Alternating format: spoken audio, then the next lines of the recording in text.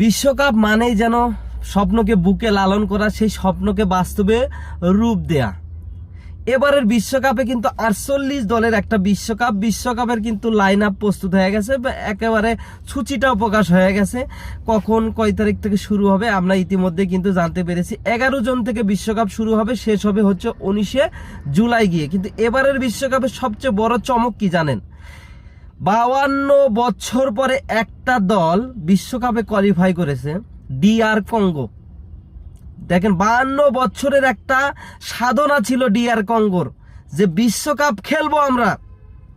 এরপরে ইরাক 40 বছর পরে বিশ্বকাপে চান্স পেয়েছে, তুরস্ক প্রায় 24 বছর পরে বিশ্বকাপে সুযোগ পেয়েছে।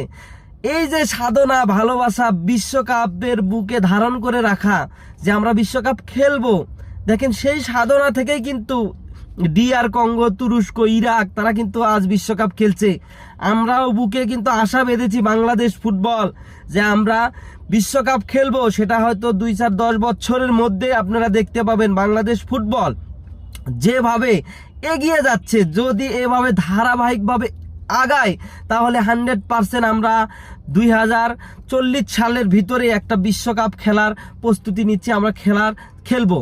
আল্লাহ যদি রহম করে, বাংলাদেশ ফুটবলকে যদি আরো এগিয়ে যায়, তাহলে আমরা দ্রুত সময়ের মধ্যে ফুটবল খেলার একটা স্বপ্ন দেখতেই পারি। এই জাতি খেলা পাগল জাতি, হোক সেটা ক্রিকেট, হোক সেটা ফুটবল।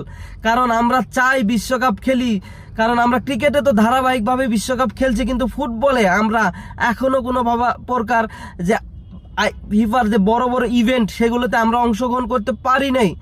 আমরা চাই যে সামনের বিশ্বকাপ কোয়ালিফায়ার আমরা ভালো করব, আশা করব আল্লাহর রহমতে যাতে বিশ্বকাপে যেতে পারি। AFC এশিয়ান কাপের এবারের আসরটা আমরা মোটামুটি একরকম বাজেও যায় না, আমরা মোটামুটি ভালো খেলেছি।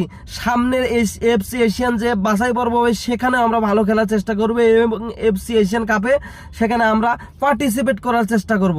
আল্লাহ যদি রহম করে, বাংলাদেশ ফুটবল যদি আগায় এবং বাংলাদেশের ফুটবলের নীতি নির্ধারক যারা আছে তারা যদি চেষ্টা করে, সরকার যদি চেষ্টা করে, তাহলে সম্ভব হবে আমরা সামনের বিশ্বকাপে এবং সামনে যে AFC এশিয়ান কাপ, সেখানে আমরা অংশগ্রহণ করব এবং খেলবো।